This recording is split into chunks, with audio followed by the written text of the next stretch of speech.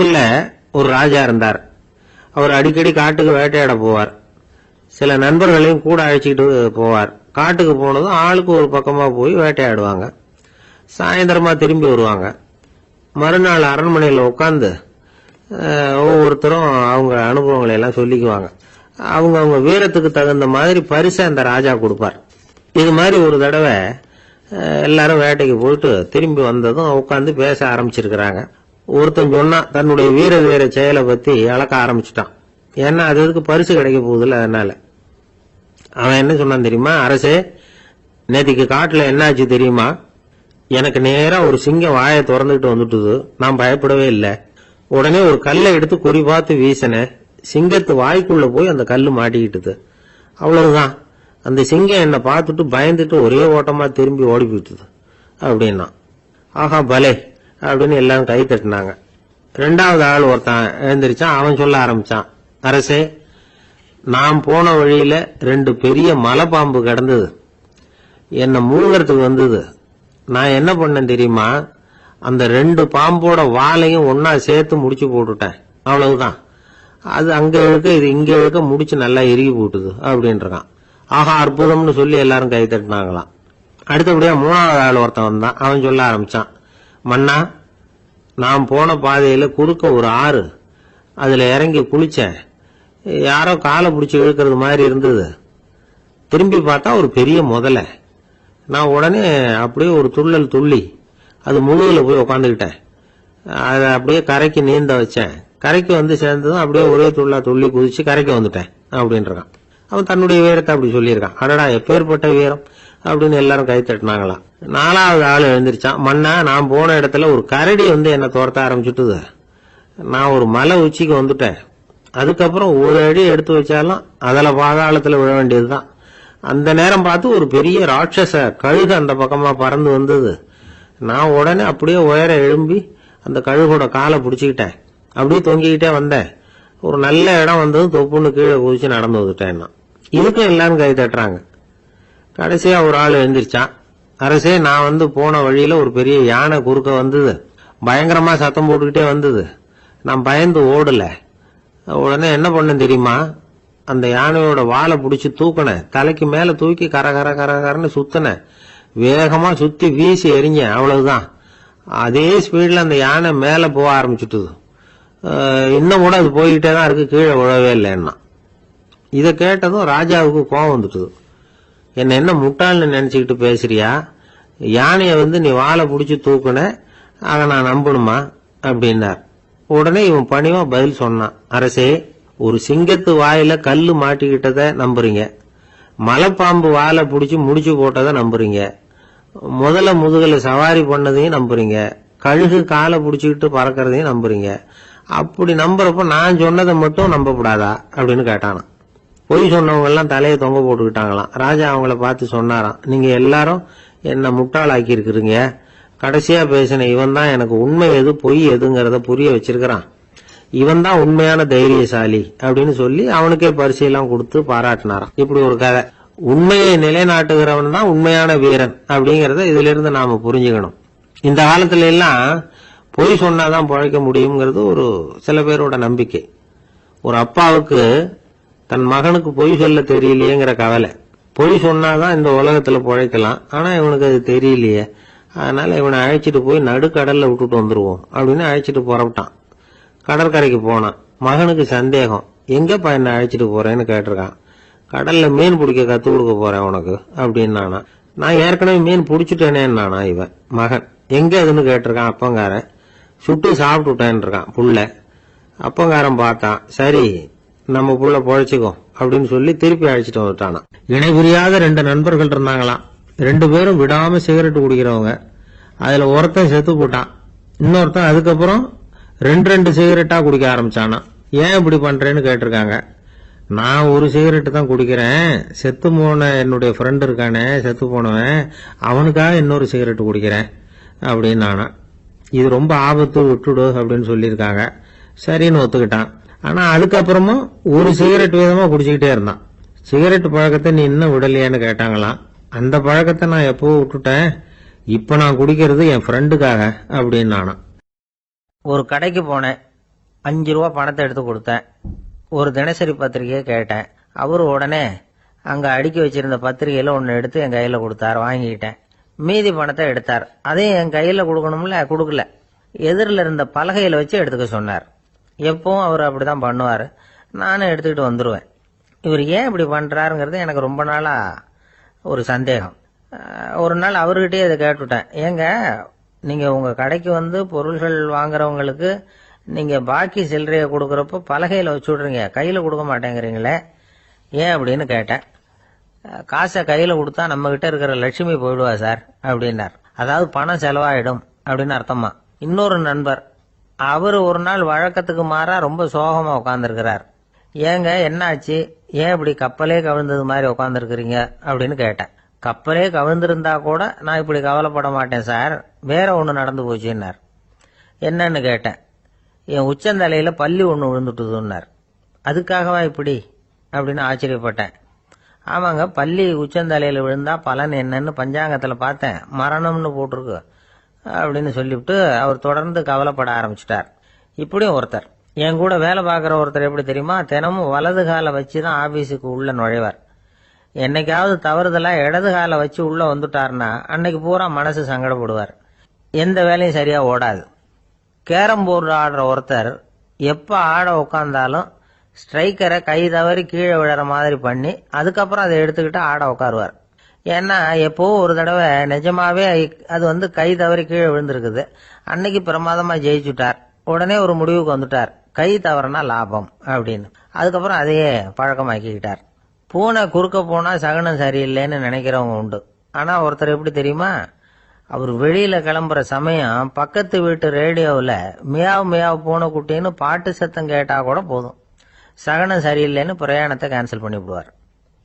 இப்ப இவ்வளவு எதுக்கு சொல்றோம்னா, அளவுக்கு மீறின சகுன நம்பிக்கைகள் இருக்கு பாருங்க, இதோட பயமும் சேர்ந்துகிட்டதுன்னு வச்சுக்கோங்க, இது ஒருத்தருடைய மனநிலையை பாதிச்சிடும். இது வந்து உளவியல் நிபுணர்கள் சொல்ற கருத்து. வாழ்க்கையே தடுமாற வச்சிரும்.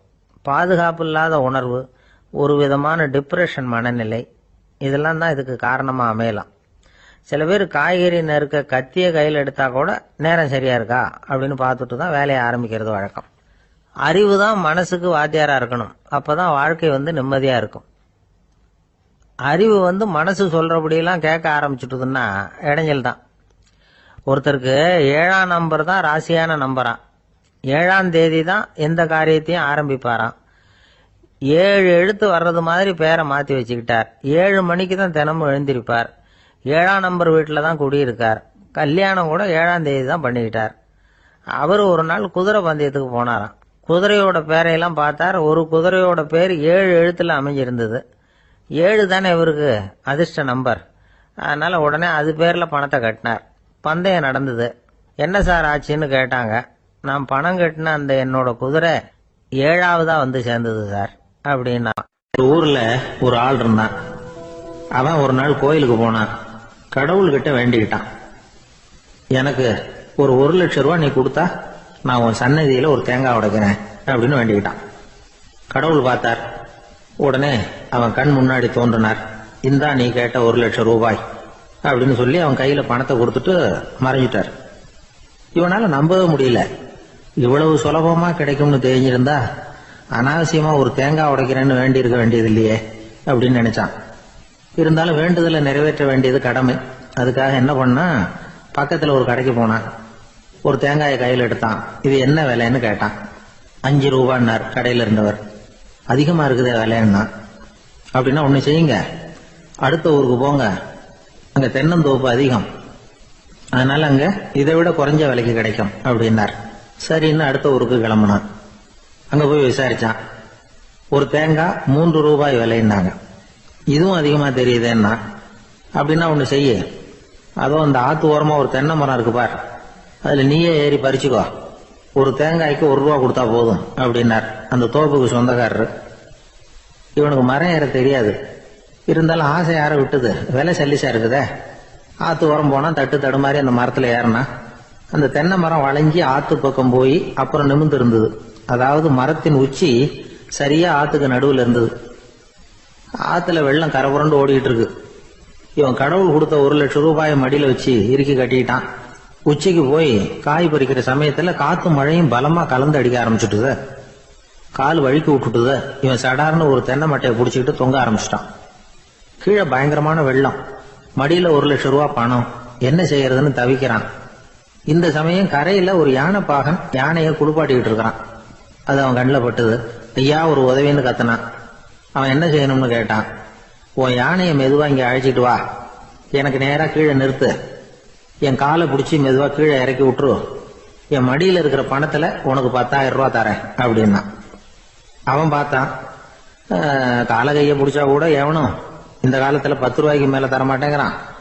இவன் காலை பிடிச்சா 10,000 தர்றேங்கிறான் அப்படின்னு யோசனை பண்ணா. உடனே யானையை கொண்டுட்டு போனான். அவனுக்கு நேரா கீழே நிறுத்தினான். அவன் காலை பிடிச்சான். அவ்வளவுதான். அந்த நேரம் பார்த்து யானை மெதுவா நடந்து அப்பால போட்டுது. இப்ப யானை பாகன் அவன் காலை கெட்டியா பிடிச்சிட்டு தூங்குறான். பரிதாபமா மேல பாக்குறான். அவன் மட்டையை பிடிச்சிட்டு தூங்குறான். இப்ப யானை பாகன் சொல்றான், தம்பி மட்டையை விட்டுறாத, கெட்டியா பிடிச்சிக்கோ, நான் உனக்கு 10,000 ரூபாய் தரேன், இதோ மடியில் தான் வச்சிருக்கேன்னா. மேல தொங்குறவனுக்கு இந்த நிலைமையிலேயும் ஒரு சந்தோஷம். மேற்கொண்டு ஒரு 10,000 ரூபாய் நமக்கு கிடைக்கும் போல இருக்கே அப்படின்னு. இந்த சமயத்துல ஒருத்தன் ஒட்டகத்தை ஓட்டிட்டு வந்தான் அந்த பக்கமா குளிப்பாட்டுறதுக்கு. யானை பாகம் பார்த்துட்டான். ஐயா ஒட்டகக்காரரே, அதை இங்க கொண்டுட்டு வா, எங்க காலை பிடிச்சி பத்திரமா இறக்கி விடு, நாங்க பணம் கொடுக்குறோம்னா. அவனும் பணத்துக்கு ஆசைப்பட்டு வந்தான். அவன் காலை பிடிக்கிற சமயம் ஒட்டகமும் நழுவி போட்டுது. இப்ப 3 பேருமே வரிசையா தொங்குறாங்க. ஒட்டகக்காரன் கத்துறான், தம்பி மட்டையை விட்டுறாத, கெட்டியா பிடிச்சுக்கோ, நான் என் மடியில இருக்கிற 5,000 உனக்கு தந்துடுறேன்னா. மேல தொங்குறவனுக்கு இன்னமும் சந்தோஷம். இவனும் பணம் தர்றேங்கிறான் அப்படின்னா இன்னைக்கு நமக்கு மொத்த பண வரவு எவ்வளவு அப்படின்னு ஒவ்வொன்னா கூட்டி பார்க்க ஆரம்பிச்சான். மனக்கணக்கு சரியா வரல. அதனால அப்படியே விரல விட்டு எண்ண ஆரம்பிச்சான். அவ்வளவுதான். மட்டையை விட்டுட்டு கை நழுவி வந்துட்டுது. 3 பேரும் பொத்துன்னு ஆத்துல விழுந்தாங்க. படாத பாடுபட்டு தட்டு தடுமாறி கரைக்கு வந்து சேர்ந்தாங்க. 3 பேர் மடியில் இருந்த பணமும் ஆத்தோட போட்டுது. பேராசை பெருநஷ்டம் அப்படின்னு ஒரு பழமொழி இருக்குல்ல, அதை விளக்கறதுக்காக சொல்லப்பட்ட கதை இது. ஒரு அம்மா தெருவில் உட்காந்து என்னத்தையோ தேடிட்டு இருக்கிறாங்க. அந்த அம்மா ஒரு சூஃபி ஞானி. அவங்க பேர் என்னன்னா ரபியா அல் அடாவியா. அந்த அம்மாவுக்கு கண் கூட தெளிவா தெரியாது. அந்த பக்கமா வந்த சில பேர் இவங்களுக்கு உதவி செய்யறதுக்காக வந்தாங்க. என்ன தேடிட்டு இருக்கிறீங்க அப்படின்னு கேட்டாங்க. இதுக்கு அந்த அம்மா, அந்த கேள்வி அவ்வளவு முக்கியத்துவம் இல்லை, நான் தேடிட்டு இருக்கிறேன், உங்களால் முடிஞ்சா எனக்கு உதவி பண்ணலாம் அப்படின்னாங்களாம். உதவி செய்ய வந்தவங்களுக்கு ஆச்சரியம். எதை தேடுறோங்கிறது தெரியாம இப்படி ஏன் நேரத்தை செலவழிக்கிறீங்க, நாங்க எப்படி உங்களுக்கு உதவ முடியும், எங்களுக்கு ஒன்றும் புரியலையே அப்படின்னு இருக்காங்க. சரி, உங்களை திருப்தி பண்றதுக்காக சொல்றேன், ஒரு குண்டூசி தொலைஞ்சு போச்சு, அதை தேடுறேன் அப்படின்னாங்களாம் அந்த அம்மா.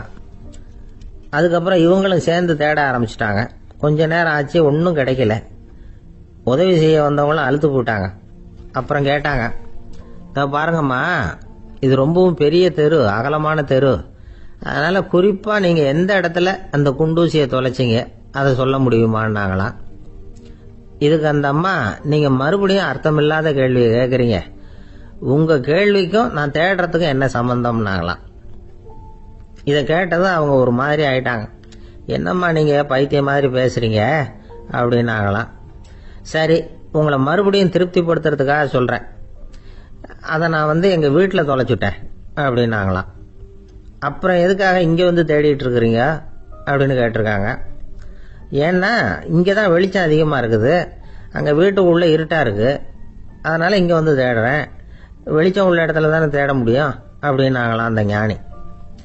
இந்த கதைக்கு என்ன அர்த்தம்ங்கிறத பெரியவங்க சொல்றாங்க. அதாவது இந்த தேடுதல்ங்கிறது ஒரு வியாதி. அது நம்ம சதா அலைய வைக்கும், பைத்தியமா மாத்துறதுக்கு முயற்சி பண்ணோம். ஒரு காலம் அது நிறைவு அடையவே அடையாது. வாழ்வுங்கிறது ஒரு புரிந்து கொள்ள முடியாத சதா இயங்கி கொண்டிருக்கிற ஒரு செயல். அதுக்கு ஆரம்பமும் இல்லை, முடிவும் கிடையாது. எதையோ தேடணும் அப்படிங்கிற உந்துதல் நமக்குள்ள இருக்கும். ஆனா குறிப்பா எதை தேடிட்டு இருக்கிறோம் அப்படிங்கிறது புரியாது.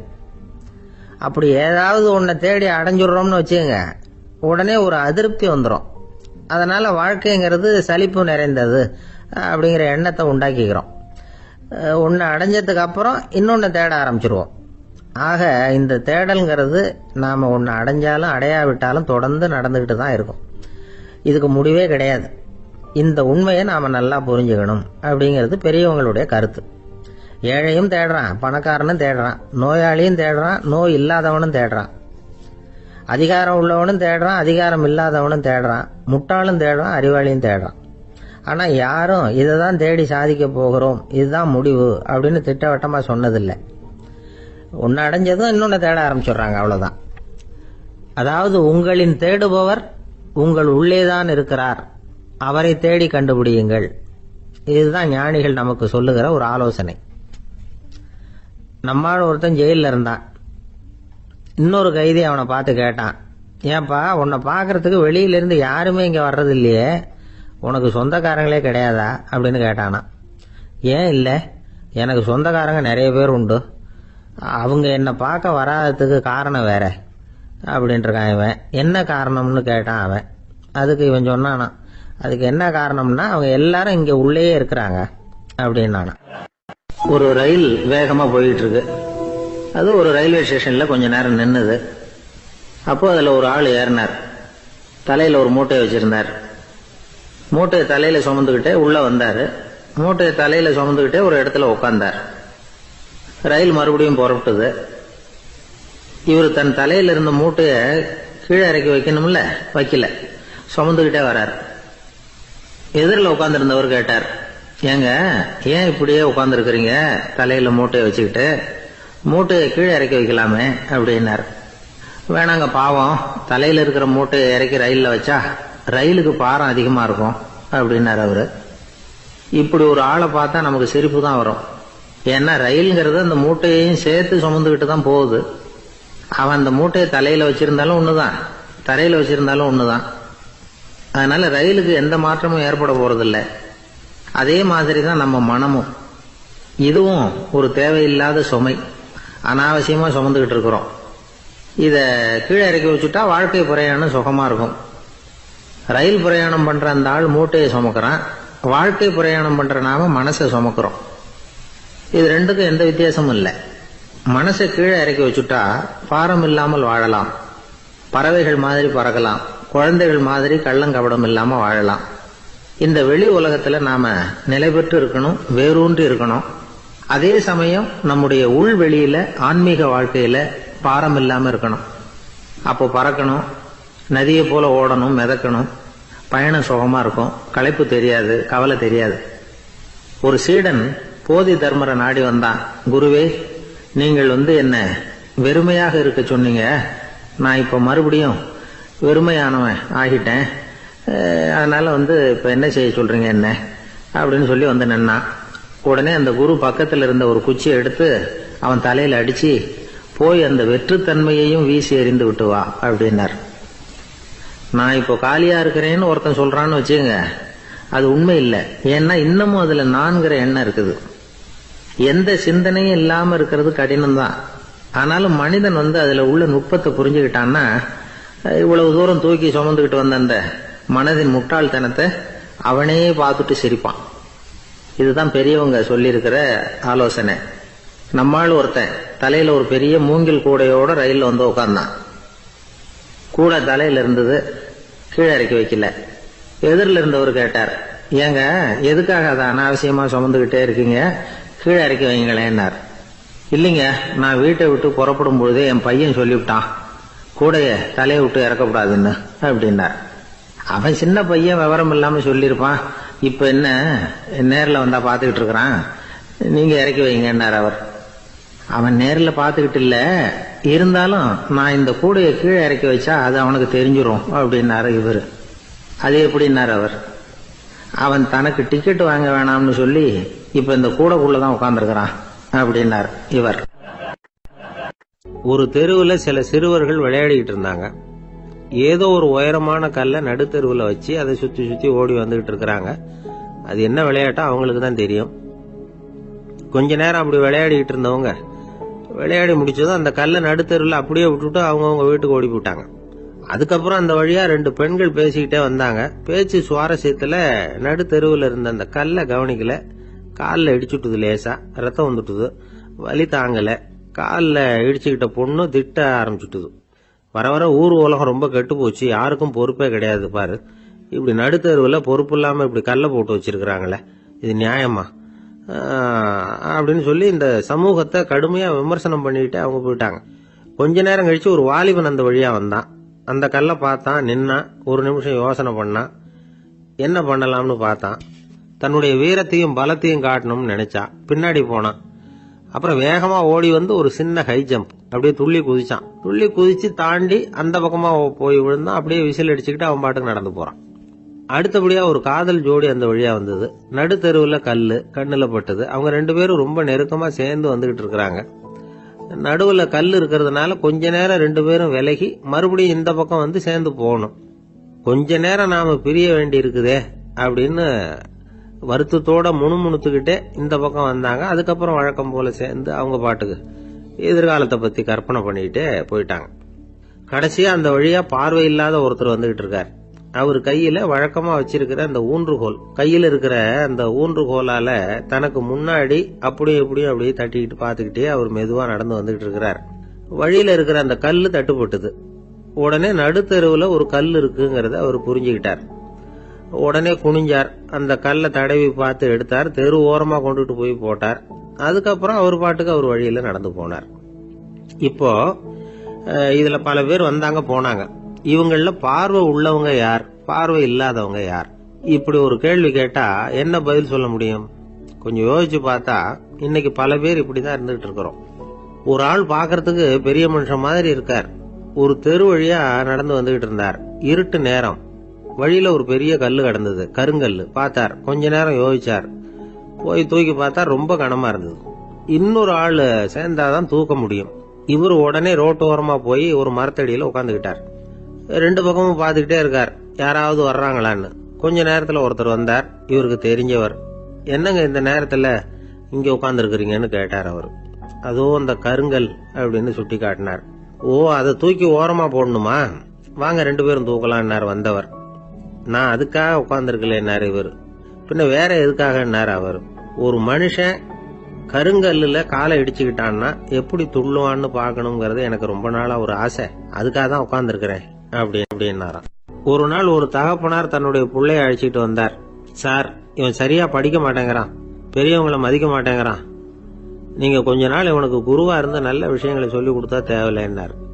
பெரியவங்களையே மதிக்காதவன் எப்படி என்ன மதிக்க போறான் அப்படிங்கறது நமக்கு யோசனை வரும் இல்லையா? வேணாங்க, என்ன விட்டுருங்க அப்படின்னோம். அவரு விட மாட்டேன்னு விட்டார். இல்லைன்னா அவரே சிஷ்யன் ஆயிடுவார் போல இருந்தது. சரி, வேற வழி இல்லாம அந்த பையனையே என்னுடைய சீடனை ஏத்துக்கிட்டு உபதேசம் எல்லாம் பண்ண ஆரம்பிச்சோம்.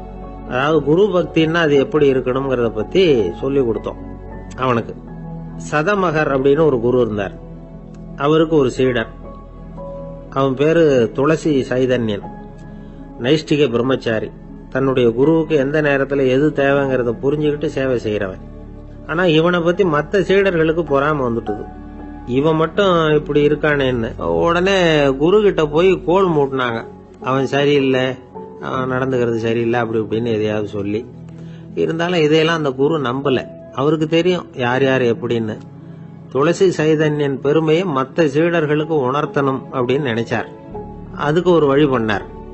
ஒரு நாள் சீடர்களை எல்லாம் கூப்பிட்டுக்கிட்டு ஒரு காட்டு வழியா போய்கிட்டு இருந்தார். அங்க ஒரு பெரிய மலை அருவி கொட்டிக்கிட்டு இருந்தது. குரு சீடர்கள் பக்கம் திரும்பினார். இந்த மலையின் மேலே இருந்து அந்த படுபாதாளத்துல குதிக்கிறதுக்கு உங்கள யார் தயார் அப்படின்னு கேட்டார். ஒரு சீடனும் ஆய திறக்கல, ஒதுங்கி நின்றுகிட்டாங்க. பின்னாடி மூட்டை முடிச்சோட வந்துகிட்டு இருந்தான் துளசி சைதன்யன். அவனை பார்த்தார். தபாரப்பா, நீ மேலே இருந்து அந்த அருவியில குதி அப்படின்னார். அப்படியே செய்யறேன் சுவாமின்னா ஓடி போய் பொத்துன்னு குதிச்சுட்டான். அடுத்த கணமே குருநாதர் தன்னுடைய யோக சக்தியால பறந்து போய் அவன் கீழே விழுந்துடாம தாங்கி பிடிச்சி கொண்டுகிட்டு வந்துட்டார். மற்ற சீடர்களுக்கெல்லாம் ஒரு மாதிரி ஆயிட்டுது. அடுத்தபடியா என்ன பண்ணலாம்னு யோசிச்சாங்க இவனை மாட்டி விடுறதுக்கு. ஒரு நாள் வெத்தலை அடிக்கிற ஒரு சின்ன உரலையும் உலக்கையையும் எடுத்து ஒளிய வச்சுட்டாங்க. சதமகர் சன்னியாசி இல்ல, அவர் வெத்தலை போடுவார். பல்லு சரியில்லை, அதனால இடிச்சுதான் வெத்தலைய போடணும். திடீர்னு வெத்தலை பாக்கு கேட்டார். வழக்கமா உரல்ல இடிச்சு தர்றதுதான் துளசியின் பழக்கம். உரலை தேடினா கிடைக்கல, என்ன பண்றது? குரு கேட்டுவிட்டாரே, குரு சேவை தானே முக்கியம். என்ன பண்ணா வெத்தலை பாக்க தன்னுடைய வாயில போட்டு முன்னும் அதை எடுத்து அவர்கிட்ட கொடுத்துட்டான். குரு எதையோ படிச்சுக்கிட்டே அதை வாங்கி வாயில போட்டுக்கிட்டார். துளசி, இன்னைக்கு தாம்பூலம் நல்லா இடிக்கப்பட்டிருக்கு, ருசியா வேற இருக்கு, அதை இடிச்ச பாத்திரத்தை என் கண்ணால பாக்கணும்னு ஆசையா இருக்குன்னுட்டார். அதை மட்டும் அனுப்பி போய் நீ வர வேண்டான்னு வேற சொல்லிவிட்டார். இதை கேட்டதும் துளசி தவிச்சு போயிட்டான். இவன் போகாம எப்படி வாயை மட்டும் அனுப்பி வைக்க முடியும்? இவன் தவிக்கிறத பார்த்ததும் மற்ற சீடர்களுக்கெல்லாம் மனசுக்குள்ள ரொம்ப சந்தோஷம். துளசி கொஞ்சமும் யோசிக்கல, வாழை எடுத்தான், தன்னுடைய தலையவே அப்படியே அறுத்து வெட்டி எடுத்தான், இன்னொரு சீடங்கிட்ட கொடுத்துட்டான், எடுத்துட்டு போன்னு சொல்லி கொண்டுட்டு போய் குரு முன்னாடி வைக்கிறாங்க. அந்த தலையில வாய் திறந்திருக்கு, வெத்தலை போட்டு முன்னு இருந்தது, தெரிஞ்சு போச்சு, சிவப்பா இருந்தது. அவனுடைய குரு பக்தியை இப்ப எல்லாரும் ஒத்துக்கிட்டாங்க. அதுக்கப்புறம் குரு சதமகர் தன்னுடைய அற்புத திறமையினால அந்த தலையை மறுபடியும் ஒட்ட வச்சுட்டார். துளசிக்கு உயிர் வந்துட்டுது. இப்படி ஒரு பெரிய கதை உண்டு. அதாவது துளசி சைதன்யன் அவனுடைய குரு பக்தி எப்படி அப்படின்னு கேட்டோம். ரொம்ப அபாரம் அப்படின்னு அந்த பையன் அடக்கமா, சும்மா விளையாட்டுக்காக தான் அப்படி அவங்கிட்ட கேட்டோம். ஏன்பா உன்னுடைய குரு பக்தியை என்கிட்ட காட்டுறதுக்கு உன்னோட கழுத்தை நீயே அறுக்கணும்னு நான் சொன்னா அதை நீ செய்வியா அப்படின்னு கேட்டோம். என்னுடைய கழுத்தை நானே அறுக்க வேண்டிய அவசியம் இல்லை சார் அப்படின்னா அவன். ஏண்டான்னு, அதே காரியத்தை தான் இனிமே நீங்க தினமும் செய்ய போறீங்களே சார் அப்படிங்கிறான். பந்திக்கு முந்தர ஆசாமிகள் நம்மள பல பேர் உண்டு. அப்படி முந்தறதுக்கு கூட முயற்சி பண்றவங்க நிறைய பேர் இருக்கிறாங்க. இதுல என்ன ஒரு விஷயம்னா, பந்திக்கு முந்தறது கூட தப்பு இல்லை. ஆனா அப்படி ஒரு விருந்துல ஆளா போய் உட்காந்து சாப்பிட்டா கூட வெளியில வர்றப்ப என்ன பெரிய விருந்து வச்சுட்டான், சாம்பார்ல உப்பு இல்லை, ரசத்துல காரம் இல்லை அப்படின்னு குறை சொல்லிட்டே வர்றது இருக்கு பாருங்க, அது சரியில்லை, நாகரிகமும் இல்லை. கல்யாண பத்திரிகையில என்ன போட்டிருக்குது, என் பொண்ணுக்கும் இன்னார் பையனுக்கும் கல்யாணம், எல்லாரும் குடும்பத்தோட வந்திருந்து மணமக்கள் ஆசீர்வதிக்கணும், இப்படித்தானே போட்டிருக்கோம். குடும்பத்தோட விருந்து சாப்பிட்டு சாப்பாடு எப்படி இருக்குன்னு அபிப்பிராயம் சொல்லிவிட்டு போங்க அப்படின்னா போட்டிருக்கு கல்யாண பத்திரிகையில. ஒருத்தர் வீட்டு விசேஷத்துக்கு போயிருக்கோம்னா எவ்வளவோ அசௌகரியங்கள் நமக்கு ஏற்படலாம். ஏராளமான கூட்டம் வந்திருக்கும். எல்லாரையும் அவங்க தனித்தனியா கவனிச்சுக்கிட்டு இருக்க முடியாது. நாம தான் அனுசரிச்சு நடந்துக்கணும். நாமளா போய் வாழ்த்த வேண்டியவங்களை வாழ்த்தி விட்டு சேரணும். அதை விட்டுட்டு பத்திரிக்கை கொடுத்தானேன்னு போனேன், கவனிப்பே சரியில்லை அப்படின்னு புலம்பிக்கிட்டு இருக்கக்கூடாது. ஒரு விருந்துக்கு போனா அங்க எப்படி நடந்துக்கணும் அப்படிங்கறத பத்தி கூட அனுபவசாலிகள் சில விவரங்கள்லாம் சொல்லியிருக்கிறாங்க. இந்த காலத்துல கல்யாணம், பிறந்த நாள், அது இதுன்னு நிறைய விருந்துகள் நடக்குது. அதெல்லாம் எதுக்காக? மனித உறவுகளை வளர்த்துக்கிறதுக்காக தான், வேற எதுக்கு? ஒரு விருந்துக்கு போனா அமைதியா பொறுமையா போய் உட்காரணும். அடிச்சு பிடிச்சிக்கிட்டு இடத்த பிடிக்க போறேன் அப்படின்னு நிக்கப்படாது. முதல் பந்தி நடந்துகிட்டு இருந்தா அது முடிஞ்சு இலை எடுத்து சுத்தம் பண்ணதுக்கு அப்புறம் போய் உட்கார்றது தான் நாகரீகம். இலை எடுக்கிறதுக்கு முன்னாடியே அங்க போய் உட்காந்தா நல்லா இருக்காது. நீங்க சாப்பிட்டுட்டு உட்காந்துருக்கீங்களா, சாப்பிட்றதுக்கு உட்காந்துருக்கீங்களா, பாக்குறவங்களுக்கு சந்தேகம் வந்துடும். அதே மாதிரி இலையில எல்லா ஐட்டமும் பரிமாறினதுக்கு அப்புறம் சாப்பிட ஆரம்பிக்கணும். ஒவ்வொரு ஐட்டமா வைக்க வைக்க நாம பாட்டுக்கு எடுத்து உள்ள தள்ளிட்டே இருந்தோம்னா எதை வச்சோம் எதை வைக்கலன்னு பரிமாறினவரே குழம்பி போயிடுவார். ஏன்னா எப்ப பார்த்தாலும் இலை காலியாவே இருக்கும். சாப்பிட்றப்போ உங்க சாப்பாட்டையே நீங்க கவனிக்கணும். அடுத்தவங்க இலையில என்ன இருக்கு, பக்கத்துல இருக்கிறவர் எதை அதிகமா சாப்பிடுறார், இதெல்லாம் நமக்கு என்னத்துக்கு? எல்லாரும் சாப்பிட்டு முடிக்கிற வரைக்கும் பொறுமையா இருக்கிறது தான் நல்லது. நீங்க மட்டும் திடீர்னு பாதியில எழுந்திருச்சு பக்கத்துல இருக்கிறவங்களுக்கு சங்கடமா இருக்குமேங்கிறதெல்லாம் யோசிக்காம நீங்க பாட்டு எழுந்திரிச்சு போக கூடாது. பக்கத்துல உள்ளவங்க உங்களை எழுந்திருக்க சொன்னா எழுந்திரிச்சு போகலாம். விருந்துகள்ல சாப்பாட்டை வீணாக்கிறதே ஒரு நாகரிகமா போட்டுது இந்த காலத்துல. சாப்பாட்டுக்கே கஷ்டப்பட்டுக்கிட்டு பல பேர் இந்த உலகத்துல இருக்கிறப்போ சாப்பாட்டை வீணாக்குறது எவ்வளவு பெரிய மோசம்ங்கிறத நினைச்சு பார்க்கணும். வேணுங்கிற அளவுக்கு கேட்டு வாங்கி சாப்பிடுறதுதான் முறை.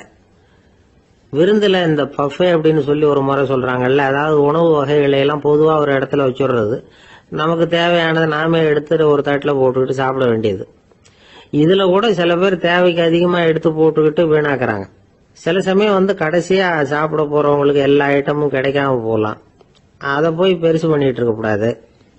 என்ன சார் இந்த அளவுக்கு கூடவா நாகரிகம் தெரியாம இருக்கிறோம், இதை போய் பெருசா சொல்ல வந்துட்டீங்களே அப்படின்னு நினைக்கலாம். ஒருத்தர் ரெண்டு பேருக்கு இந்த விவரம் தேவைப்படலாம். அவங்க காதலையும் இது விழட்டுமேங்கிறதுக்காக தான் இது. ஒரு பெரிய கல்யாண விருந்து நடந்துகிட்டு இருந்தது. விருந்து மண்டபத்து வாசல்ல ஒருத்தர் நின்றுகிட்டு வர்றவங்களையெல்லாம் ரொம்ப மரியாதையா வணங்கி உள்ள அனுப்பி வச்சுக்கிட்டு இருந்தார். எப்படி தெரியுமா? வர்றவங்க கையெல்லாம் பிடிச்சி முத்தம் கொடுத்து அதுக்கப்புறம் உள்ள அனுப்பி வச்சுக்கிட்டு இருந்தாராம். கூட்டம்லாம் முடிஞ்சதுக்கு அப்புறம் அவர்கிட்ட போய் கேட்டிருக்கிறாங்க, சார் நானும் எவ்வளவோ விருந்துகளுக்கு போயிருக்கிறேன், இருந்தாலும் இவ்வளவு மரியாதையா வர்றவங்க கைக்கெல்லாம் முத்தம் கொடுத்து வரவேற்கிறத இங்கதான் பாக்குறேன் அப்படின்னு சொன்னாங்க. அதுக்கு அவரு சொன்னார், அட போங்க சார், நான் முத்தம் கொடுக்கல, முந்தின பந்திக்கு வந்து சாப்பிட்டவங்களே அடுத்த பந்திக்கும் வர்றாங்களான்னு மோந்து பார்த்து அனுப்பி வச்சுக்கிட்டு இருந்தேன் அப்படின்னார். ஆபீஸ்ல வேலை பார்க்கிற ஒருத்தர் வந்தார். பேசாம ஒரு 10 நாள் லீவ் போட்டுடலாமா பாக்குறேன் அப்படின்னார். ஏன்னு கேட்டோம். என்னுடைய மேலதிகாரி ஒரு முசுடு சார், அவர்கிட்ட வேலை பார்க்கறது ரொம்ப கஷ்டமா இருக்குது அப்படின்னார். ஆபீஸ்ல வேலை பார்க்கறவங்க எல்லாம் ஒரு விஷயத்த நல்லா ஞாபகத்துல வச்சுக்கணும். மேலதிகாரிங்கிறவர் ஒரு பெரிய மகான் இல்ல, அவரும் ஒரு மானிட பிறவிதான். சராசரி மனுஷனுக்குள்ள பலம் பலவீனம் ரெண்டும் அவருக்கும் உண்டு. அதனால அவரை கொஞ்சம் அனுசரிச்சு போறதுக்கு பழகிறது தான் நல்லது. மேலதிகாரிகள்ல பல வகை உண்டு. அதுல முக்கியமா 3 வகை. அதுல ஒரு வகை எப்படி தெரியுமா? உங்களை வந்து ஒரு வேலை செய்யற மெஷினா மட்டுமே நினைக்கக்கூடிய வகை.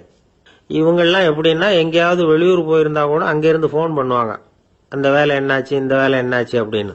இவங்களுக்கெல்லாம் உங்க நலனை பத்தியோ உங்க குடும்பத்தை பத்தியோ அக்கறை இருக்காது. நீங்க சொல்ற யோசனை எதுவும் இவங்க கிட்ட எடுபடாது. கொடுத்த வேலையை பாரு, நீ எனக்கு புத்தி சொல்ல வேணாம் அப்படிம்பாங்க. இவங்களை அனுசரிச்சு போறதுக்கு ஒரே வழி, இவங்க எதை சொன்னாலும் சரின்னு சொல்லிவிட்டு வேலையை கவனிக்க வேண்டியதுதான். இவங்க கிட்ட வேற எந்த கேள்வியும் கேட்டுக்கிட்டு இருக்கக்கூடாது. ஆமா சாமி போடுறது கௌரவ குறைச்சல் இல்ல, அது ஒரு அலுவலக சௌகரியம், அவ்வளவுதான். இன்னொரு வகையான மேலதிகாரிகள் எப்படி தெரியுமா? இவங்கெல்லாம் ஆபீஸ் வேலையை பத்தி அதிகமா கவலைப்பட்டுக்கிட்டு இருக்க மாட்டாங்க. தங்களுடைய சொந்த இமேஜ் பாதிக்கப்படக்கூடாதுங்கிறதுலயே கவனமா இருப்பாங்க. இவங்கெல்லாம் அடிக்கடி உங்க நலனை விசாரிப்பாங்க. அதே மாதிரி நீங்களும் அவரை விசாரிக்கணும்னு எதிர்பார்ப்பாங்க. இந்த ரக அதிகாரிகளுக்கெல்லாம் புது வருட வாழ்த்து அனுப்பலாம், பிறந்த நாள் வாழ்த்து அனுப்பலாம். அவருக்கு எங்கேயாவது ஒரு பாராட்டு விழா நடந்தா முதல் வரிசையில போய் உட்காந்து உங்க முகத்தை காட்டலாம். ஆபீஸ் வேலையை மட்டுமே பாக்குற பணியாளர்கள் இது மாதிரி அதிகாரிகள் கிட்ட நல்ல பேர் வாங்க முடியாது. இன்னொரு வகையான மேலதிகாரிகள் உண்டு. அவங்க எப்படின்னா, ஆபீஸ் வேலையை பத்தியும் கவலைப்பட மாட்டாங்க, தனக்கு கீழே வேலை பார்க்கறவங்கள பத்தியும் கவலைப்பட மாட்டாங்க. எக்காரணம் கொண்டும் தன்னுடைய பொசிஷனுக்கு ஆபத்து வந்துடக்கூடாதுன்னு நினைக்கக்கூடியவங்க இவங்க. இவங்களால வந்து கடுமையான வேலை செய்யவும் முடியாது, தீர்மானிக்கவும் முடியாது. எந்த முடிவையும் எடுக்காம அப்படியே தள்ளி போட்டுக்கிட்டே போடுவாங்க எல்லாத்தையும். இதனால என்ன ஆகும்னா, இவருக்கு கீழே வேலை பார்க்கிற உங்களுக்கு பொறுப்பு அதிகமாயிடும். இவங்க கிட்ட போய் பிரச்சனையை மட்டும் சொல்லி பிரயோஜனம் இல்லை, அதுக்கான முடிவுகளை நீங்களே சொல்லணும். அப்பதான் இது மாதிரி அதிகாரிகள் கிட்ட நல்ல பேர் வாங்கலாம். அட்லீஸ்ட் கெட்ட பேர் வாங்காமலாவது காலம் தள்ளலாம். ஆபீஸ்ல வேலை பார்க்கறவங்க முக்கியமா சில விஷயங்களை ஞாபகத்துல வச்சுக்கணும். ஆபீஸ்ல நடக்கிற நல்லது கெட்டது எதுவா இருந்தாலும் உடனடியா மேலதிகாரி கிட்ட தெரிவிக்கிறது நல்லது. 3வது மனிதர் மூலமா அதை அவர் தெரிஞ்சுக்கிறது அவ்வளவு நல்லது இல்லை. எந்த மேல் அதிகாரியுமே தான் வந்து இந்த சர்பாஸ் செய்யப்படுறத விரும்புறதில்லை. அதனால அவருக்கு தெரியாம மேலிடத்துக்கு மணி எழுதி போடக்கூடாது. அப்படி எழுதி போடுறவங்க சில பேர் இருக்கிறாங்க. நீங்களும் உங்க மேலதிகாரியும் தொழில் ரீதியா ஒரே படிப்பு படிச்சவரா இருக்கலாம். அப்படி இருந்ததுன்னா அட்ஜஸ்ட் பண்ணி போறது கொஞ்சம் கஷ்டம்தான். இதை மனசுல வச்சுக்கிட்டு நடந்துக்கணும். உங்களுக்கும் அவருக்கும் அபிப்பிராய பேதமா, அது அவருக்கும் உங்களுக்கும் உள்ள தனிப்பட்ட பிரச்சனை, அதை வந்து விளம்பரப்படுத்திட்டு இருக்க கூடாது. அது அவருடைய கோபத்தை கிளறும். உங்க மேலதிகாரி உங்க கூட படிச்சவரா இருக்கலாம், அதுக்காக அவரை எல்லாருக்கும் முன்னாடி அடைய கிச்சாமி எப்படா இருக்க அப்படின்லாம் கேட்டுக்கிட்டு இருக்க கூடாது. பொதுவா யாரும் அதை விரும்புறதில்ல. இவ்வளவையும் உங்க மனசுல வச்சுக்கிட்டு கொஞ்சம் சாமர்த்தியமா நடந்துகிட்டீங்கன்னா ஆபீஸ் வந்து உங்களுக்கு அவஸ்தையா இருக்காது, ஆனந்தமா இருக்கும். ஒரு மேலதிகாரி தன்கிட்ட வேலை பார்க்கிற ஒருத்தரை பத்தி ரொம்ப பெருமையா சொன்னாராம். எங்க ஆபீஸ்ல எவ்வளவோ பேர் வேலை பார்க்கறாங்க, எல்லாரும் தினமும் வந்து ஏதாவது பிரச்சனைகளை சொல்லிட்டு இருப்பாங்க. ஆனா இவர் ஒருத்தர் மட்டும்தான் இது வரைக்கும் என்கிட்ட வந்து எந்த பிரச்சனையும் சொன்னதே இல்லை. அவர் பாட்டுக்கு வருவார், வேலை பார்ப்பார், போயிடுவார் அப்படின்னாராம். நான் உடனே அவ்வளவு பெருமைக்குரிய அந்த ஊழியரை பார்த்து கேட்டேன், ஏன்பா உன்னுடைய மேலதிகாரி கிட்ட நீ எந்த பிரச்சனையும் கொண்டுகிட்டு போறதே இல்லையாமே அப்படின்னு கேட்டேன். அதுக்கு அவர் சொல்றாரு, ஆமாங்க, அது ஏன்னா அவரால் எந்த பிரச்சனையுமே தீர்க்க முடியாதுங்கிறது எனக்கு நல்லா தெரியும், அதனால அப்படி செய்யறேன், வேற ஒண்ணும் இல்லை அப்படின்னார் ரொம்ப பொறுமையா. இந்த உலகத்துல மனுஷன் எவ்வளவோ தவறுகள் செய்யறான், அதுக்கெல்லாம் என்ன காரணம்? அதை பத்தின ஆராய்ச்சி தான் இன்னைக்கு. இதுக்கு ஆராய்ச்சி என்னத்துக்கு, அது தெரிஞ்ச விஷயம் தானே அப்படின்னு நீங்க நினைக்கலாம். ஆனா அப்படி அலட்சியமா இந்த விஷயத்தை விட்டுறக்கூடாது. பொதுவா எல்லோரும் நினைக்கலாம் எது சரி எது தவறு அப்படின்னு தெரியாததுனாலதான் மனுஷன் தப்பு பண்றான் அப்படின்னு. ஆனா அப்படி சொல்லிட முடியாது. மனுஷன் வந்து தெரிஞ்சேதான் தவறுகள் பண்றான். இப்போ உதாரணத்துக்கு ஒரு சாலையில இடது பக்கம் போக வேண்டிய ஒருத்தர் நடுக்கோட்டை தாண்டி வலது பக்கமா வண்டியை ஓட்டிட்டு போறாருன்னு வச்சுங்க. என்னப்பா இது தப்பு இல்லையா அப்படின்னு அவர்கிட்ட கேட்டா, அதெல்லாம் எனக்கு தெரியும், நீ உன் வேலையை பார்த்துட்டு போ அப்படிம்பார். வலது பக்கமா போறது தப்புன்னு தெரிஞ்சேதான் அவர் அப்படி செய்யறார், அப்படி போறார். பெரிய உத்தியோகத்தில் இருக்கிறவங்க கூட லஞ்சம் வாங்குறாங்க. அவங்களுக்கெல்லாம் லஞ்சம் வாங்குறது தப்புன்னு தெரியலன்னு அர்த்தம்? திருடுறது தப்புன்னு தெரியாமலாம் மனுஷன் திருடுறான்? நல்லாவே தெரியும். நீங்க வேணும்னா கேட்டு பாருங்க, வேற வழி இல்லை அதனால தான் திருடுறேன்பா. திருடுறது ஒரு புண்ணியமான காரியம்னு திருடனே கூட சொல்ல மாட்டான்.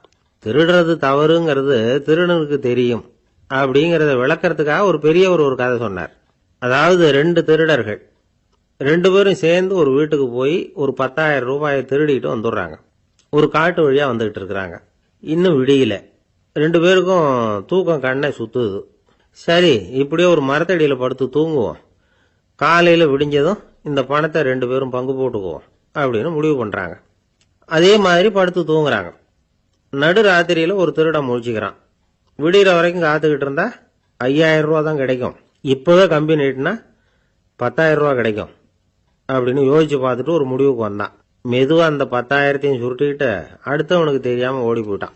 விடியுது. அடுத்தவன் எழுந்திரிச்சு பாக்குறான். பணத்தையும் காணல, பாகஸ்தனையும் காணல. இந்த திருடன் அந்த திருடனை திட்டுறான். திருட்டு பய, அயோக்கிய பய, இப்படி அநியாயமா கிளப்பிட்டு போட்டானே அப்படிங்கிறான். இதுல இருந்து என்ன தெரியுது?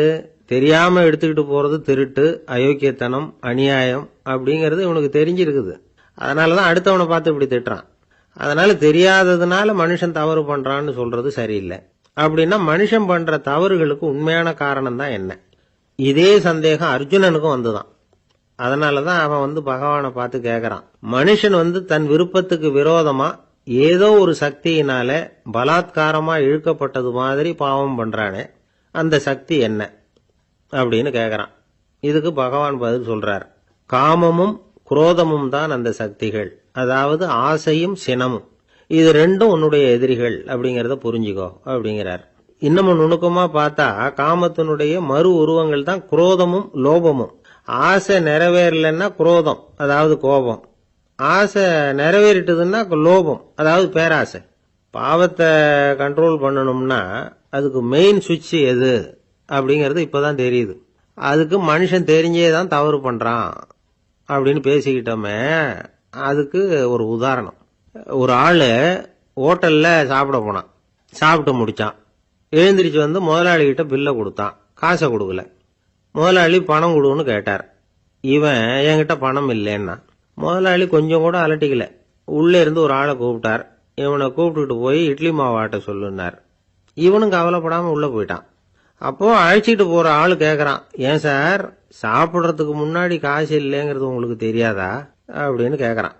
தெரியும், காசு இல்லைங்கிறதும் தெரியும், காசு இல்லாம சாப்பிட்டா மாவாட்டணுங்கிறதும் தெரியும் அப்படின்னா அந்த ஆள். அப்படின்னா நீங்க உங்க வீட்லயே சாப்பிட்டு இருக்கலாமே அப்படின்னு கேக்குறான் அவன். அதுக்கு இவர் சொல்றாரு, அது எப்படி, அங்க சாப்பிட்டாலும் நான் இதே வேலையை தானே செய்ய வேண்டியிருக்கும் அப்படின்னாராம்.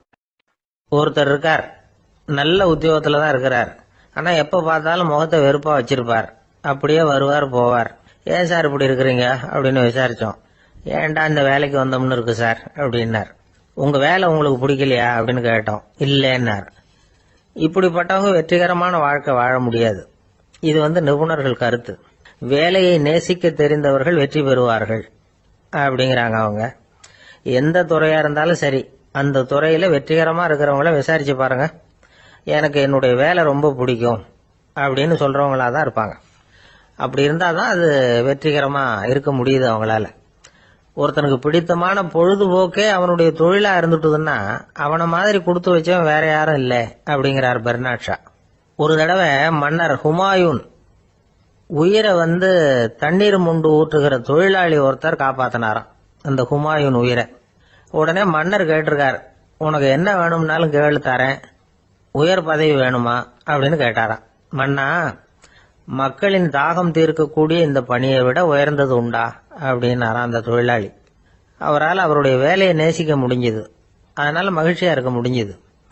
நாமெல்லாம் அப்படி இல்லை. வேலை கிடைக்கிற வரைக்கும் கிடைச்சா போதும் அப்படின்னு இருக்கோம். கிடைச்சதுக்கு அப்புறம் ஏன்டா இந்த வேலைக்கு வந்தோம்னு ரொம்பவும் அழுத்துக்குவோம்.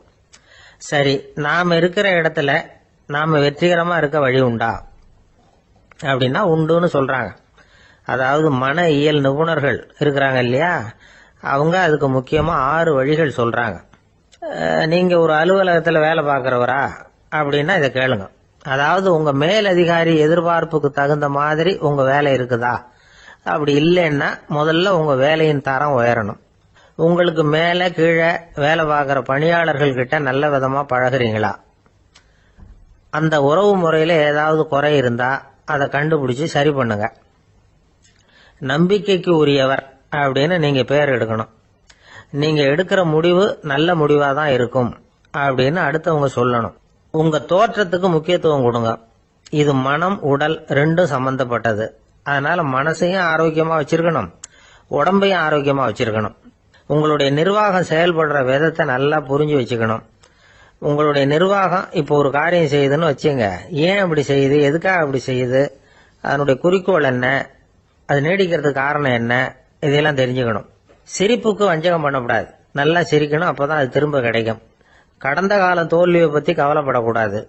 முதலாளி விருப்பம் தெரிஞ்சு நடந்துக்கிறது நல்லதுதான்.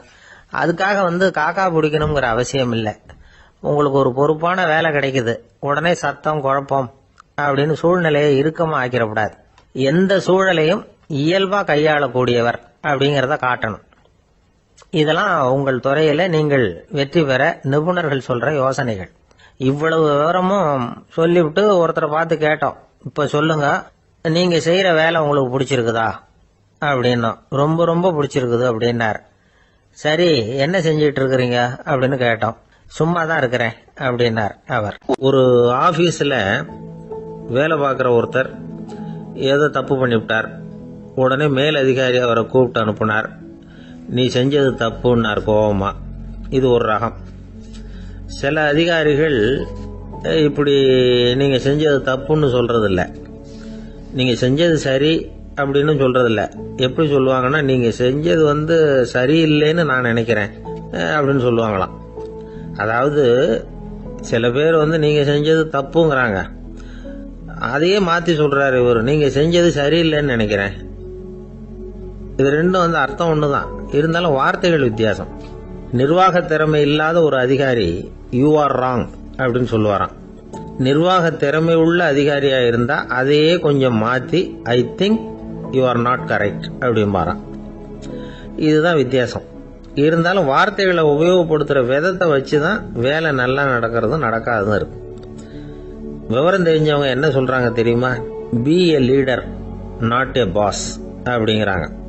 ஒரு லீடரா இரு, பாஸா இருக்காதே அப்படிங்கிறாங்க. சரி, அப்படின்னா லீடருக்கும் பாஸுக்கும் வித்தியாசம் உண்டா அப்படின்னு கேட்டா இருக்குன்னு சொல்றாங்க. லீடருங்கிறவர் வேற, பாஸுங்கிறவர் வேற. ஒரு லீடர் எப்படி நடந்துக்குவார், ஒரு பாஸ் எப்படி நடந்துக்குவார், இத முதல்ல நாம தெரிஞ்சுக்கணும். அவங்க எப்படி நடந்துக்குவாங்க அப்படிங்கறதுக்கு சில விவரங்கள் இருக்கு. அதை கேட்டோம்னா நாம புரிஞ்சுக்கலாம். அதை அதாவது பாஸுங்கிறவர் விரட்டிக்கிட்டே இருப்பார், லீடருங்கிறவர் ஊக்கப்படுத்திக்கிட்டே இருப்பார். நாளைக்கு சாயந்தரத்துக்குள்ள அந்த வேலையை செஞ்சு முடிக்கலன்னா தொலைச்சு விடுவோம் தொலைச்சி அப்படிம்பார் அவர். இவர் எப்படி சொல்லுவார்னா, இது வரைக்கும் நீங்க செஞ்சிருக்கிற வேலை ரொம்ப அற்புதம் அப்படிம்பார்.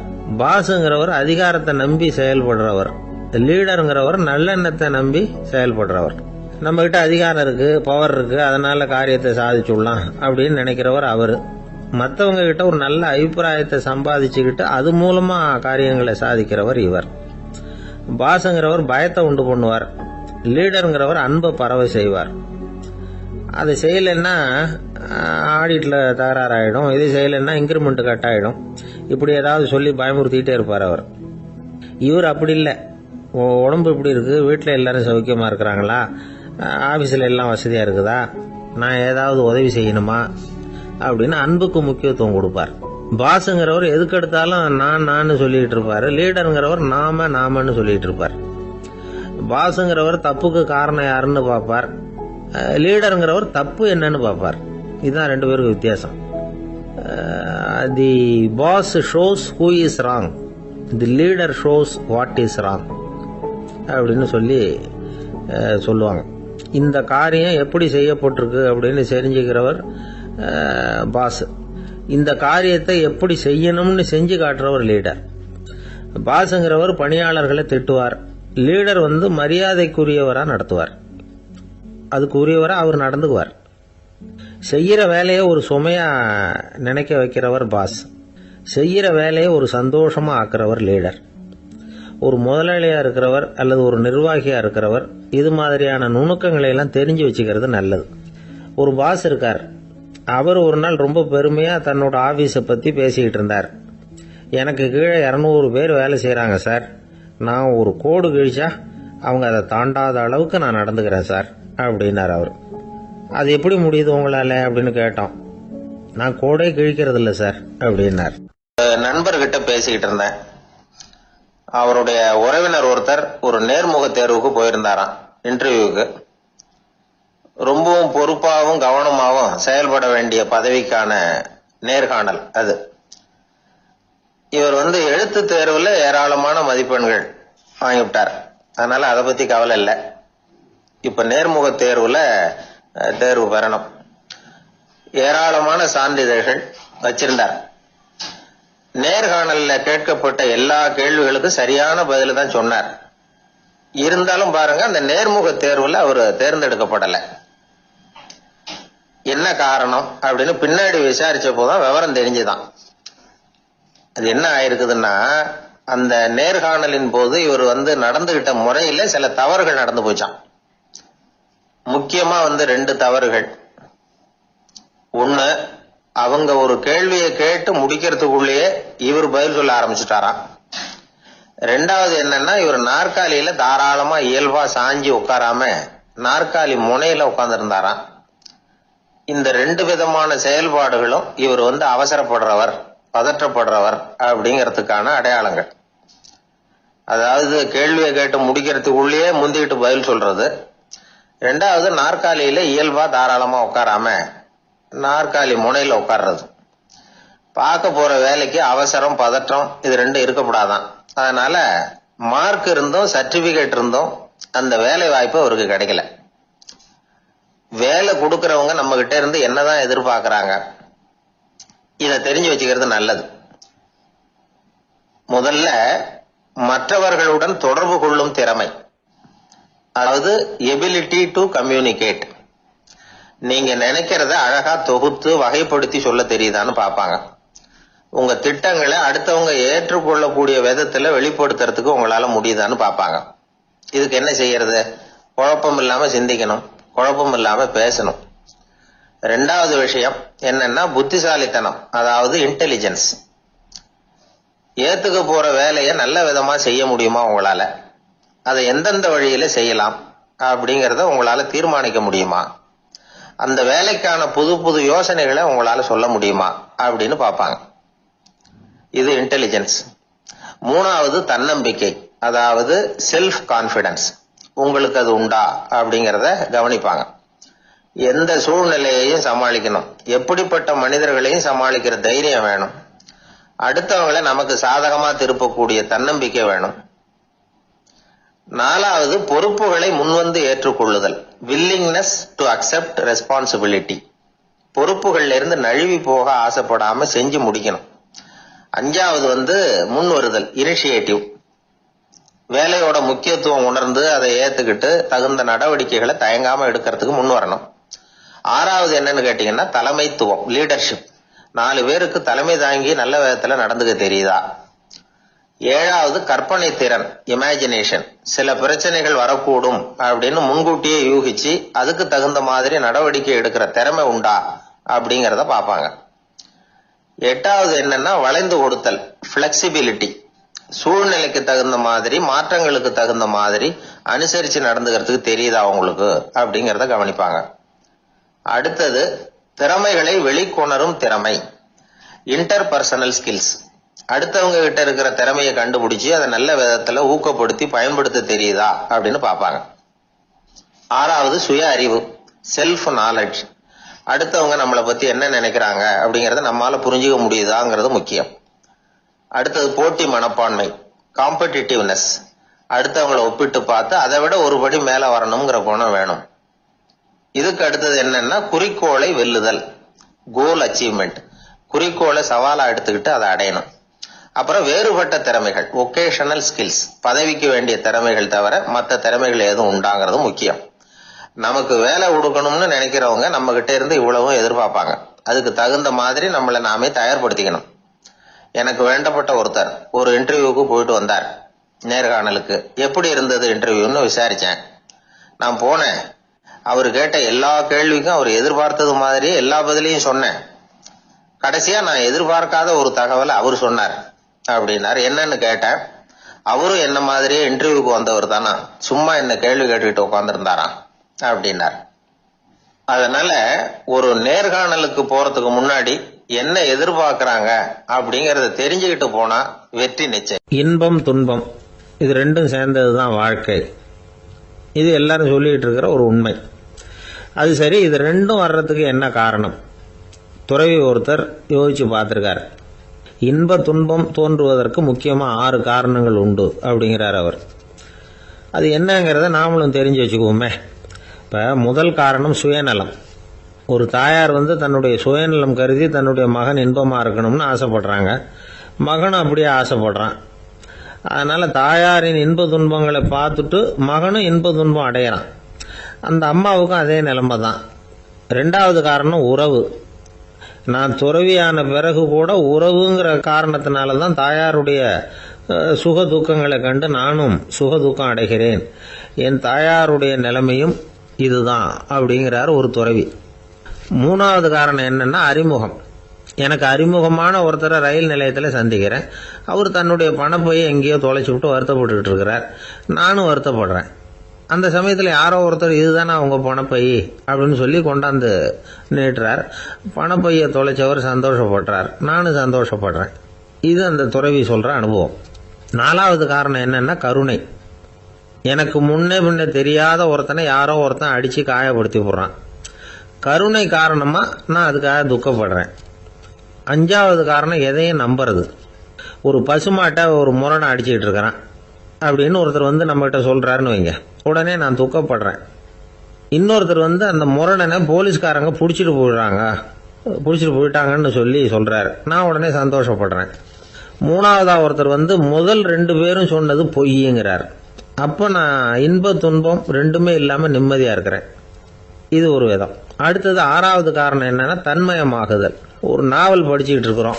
அதுல வர்ற பாத்திரங்களோட நாம ஒன்றி போயிடுறோம். அதுல வர்ற பாத்திரங்கள் சிரிச்சுதுன்னா நாமளும் சிரிக்கிறோம், அது அழுதுன்னா நாமளும் அழறோம். அதெல்லாம் அந்த துறவி சொல்ற அனுபவ உண்மைகள். இன்ப துன்பம் இது ரெண்டும் தோன்றுவதற்கு சுயநலம், உறவு, அறிமுகம், கருணை, எதையும் நம்புறது, தன்மயமாகிறது, இது எல்லாம் தான் முக்கிய காரணம் அப்படின்னு அவர் சொல்றார். ஆக கூடி ஒட்டு மொத்தமா யோசனை பண்ணி பார்த்தா பிற பொருள்கள் மீது பற்றுதல் காரணமா தான் நாம இன்ப துன்பம் அடையிறோம் அப்படிங்கறத புரிஞ்சுக்க முடியுது. மனுஷன் இன்ப துன்பம் அடையறதுக்கு 7வது காரணம் கூட ஒண்ணு உண்டு அப்படின்னு சொல்லிட்டே வந்தார் ஒருத்தர். அது என்ன அப்படின்னு கேட்டோம். அதுதான் சார் இந்த நீங்க சொல்லிட்டு வர்ற இன்று ஒரு தகவல்னார். எப்படி சொல்றீங்கன்னு கேட்டோம். இன்று ஒரு தகவல் கேட்க ஆரம்பிக்கிறப்போ மனசுல இன்பம், ஆரம்பிச்ச உடனே இது ஏற்கனவே கேட்ட சமாச்சாரமாச்சே அப்படின்னு நினைக்கிறப்போ துன்பம் அப்படின்னு அதுக்கு ஒரு விளக்கம் கொடுத்தார் அவர். ஆளை பார்த்தா 60 வயசு மாதிரி தோணும். உண்மையான வயசு என்னன்னு பார்த்தா 40 அல்லது 45. சில பேரை பார்க்கறதுக்கு 45 மாதிரி தெரியும், உண்மையிலேயே 65 தாண்டி இருப்பாங்க. ஒரு மனிதனுக்கு 2 வகையான வயது உண்டுங்கிறார் ஓஷோ. அதாவது உடம்புக்குன்னு ஒரு வயசு, மனசுக்குன்னு ஒரு வயசு. முதல் உலக மகாயுத்தம் நடந்தது இல்லையா, அது முடிஞ்சதுக்கு அப்புறம் முதல் தடவையா மனிதனின் மூளை வளர்ச்சியை பத்தி மனநல வைத்தியர்கள் ஒரு கணக்கெடுப்பு சோதனை நடத்தினாங்களாம். அது வரைக்கும் மனிதனுக்கு 2 வகையான வயது உண்டுன்னு யாரும் சிந்திச்சதே இல்லையா. அந்த உலக மகாயுத்தம் முடிஞ்சதுக்கு அப்புறம் மனிதனுடைய சராசரி மனதின் வயதை கணக்கிட்டு பார்க்கும் பொழுது அவங்களுக்குலாம் ரொம்ப அதிர்ச்சியா இருந்துதான். ஏன்னா அது ரொம்ப பின்தங்கிய நிலையில இருந்திருக்கு, வளர்ச்சி அடையாத நிலையில இருந்திருக்கு. அவங்க கண்டுபிடிச்ச பிரகாரம் அப்ப மனசோட சராசரி வயசு என்ன தெரியுமா, 14. அப்படின்னா பாத்துங்க, உடல் ரீதியா ஒருத்தரோட வயசு 70 கூட இருக்கலாம், ஆனா மனசோட வயசு 14 தான். இதுக்கு நேர்மாறா அமைஞ்சு போச்சுன்னு வச்சுங்க.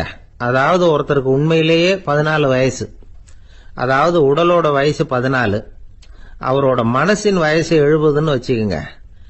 இப்படி அமைஞ்சுட்டுதுன்னா அவர் சீக்கிரம் ஞானத்தன்மை அடைஞ்சிருவார் அப்படின்னு அர்த்தம். இப்ப நமக்கெல்லாம் உடம்போட வயசு மனசோட வயசு ரெண்டும் ஒன்னா இருந்துட்டா அதுவே போதும், அதுவே பெரிய விஷயம். இப்ப எமர்சன் கிட்ட போய் ஒருத்தர் கேட்டாராம், உங்க வயசு என்ன அப்படின்னு. அவர் உடனே பதில் சொல்லியிருக்கார், 360 வருஷம் அப்படின்னாராம். கேட்டவர் குழம்பி போயிட்டார். அவர் என்ன சொல்றாரு, 360 வயசா? என்ன நம்ம காதல தான் சரியா விழலையா?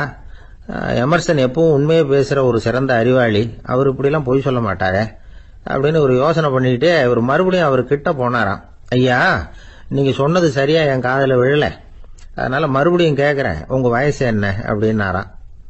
எமர்சன் மறுபடியும் சொல்லியிருக்கிறார், 360 வருஷம்னு. வந்தவருக்கு உண்மையிலேயே அதிர்ச்சியா போட்டுது. அதுக்கப்புறம் மெதுவா ஆரம்பிச்சாராம், ஐயா நீங்க சொல்றதை என்னால ஏத்துக்க முடியாது. எப்படி பார்த்தாலும் இப்போ உங்களுக்கு வயசு ஒரு 60க்கு மேல இருக்காதுன்னு நினைக்கிறேன் அப்படின்னாராம். நீங்க சொல்றது சரிதான், அது என் உடம்போட வயசுன்னாராம் எமர்சன். அப்படின்னா ஏற்கனவே நீங்க சொன்னது அப்படின்னு கேட்டிருக்காரு, அது என் மனசோட வயசு அப்படின்னாராம். நம்மளை பொறுத்த வரைக்கும் அறிவு தூசு படிஞ்சிருக்கு, அது மாதிரியே அன்பும் மாசுபட்டிருக்கு. இது ரெண்டையும் சுத்தம் பண்ண வேண்டியிருக்குது. அப்பதான் நாம சரியான வயசுல வாழ முடியும். ஒரு ஆசாமி இருக்கிறார், அவருக்கு உடம்போட வயசு அதிகம், மனசோட வயசு ரொம்ப குறைச்சல், குழந்தை மாதிரி. அவர் ஒரு ஆஸ்பத்திரியில படுத்திருக்கிறார். நர்சம்மா எல்லாருக்கும் மருந்து கொடுத்துட்டு போறாங்க. கொஞ்ச நேரம் கழிச்சு திரும்பி வந்தாங்க. அப்ப இவர் அந்த அம்மாவை கூப்பிட்டு சொல்றார், இத பாருங்க சிஸ்டர், நீங்க எல்லாருக்கும் சின்ன சின்ன மாத்திரையா கொடுத்துட்டு எனக்கு மட்டும் நீளமான மாத்திரையா கொடுத்துட்டீங்க. முழுங்கறதுக்கு ரொம்ப கஷ்டமா போச்சு. இனிமே எனக்கும் சின்ன மாத்திரையா கொடுங்க சிஸ்டர் அப்படின்னாராம். அந்த அம்மா உடனே அதிர்ச்சி ஆகி தலையில அடிச்சுக்கிட்டாங்களாம். நான் கஷ்டப்பட்டு மாத்திரையை முழுங்கினதுக்கு நீங்க ஏமா தலையில தட்டிக்கிறீங்க